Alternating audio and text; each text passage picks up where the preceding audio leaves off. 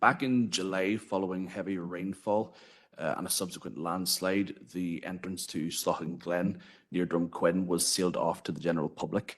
As I understand it, the stairway in the area is still blocked by mud and rock, and one of the paths is still blocked by a tree that was ripped from its roots.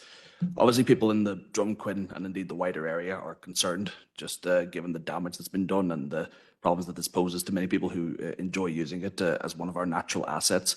So I would just like to ask for an update in terms of the remedial work that has been progressed in the area since the landslide. Okay, thank you.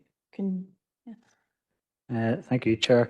Yeah, as members indicated, we all remember the heavy rainfall that we had in July, and particularly sometimes the very intense periods of very heavy rainfall in a short space of time. The topography of Sloughan Glen is such that it is it's a very steep-sided glen, so when we have those heavy periods and very intense periods of rainfall, it is prone to landslide and the landslip.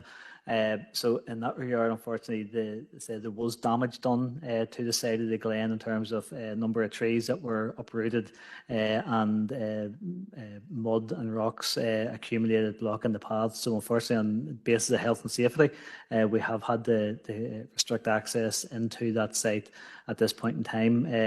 There was initial work done, inspection work done at that stage, but obviously because the glen was in, I suppose, the vegetation in that location was in full bloom, if I can put it that way, it makes the actual geotechnical inspection more troublesome. So staff are aware of the need to go back and do some further technical inspection. It's geotechnical expertise, I think is what we've talked about, needs to come in, but that is going to be reliant on the vegetation having died down. So it will be later into the autumn time when we get that work and that inspection work completed.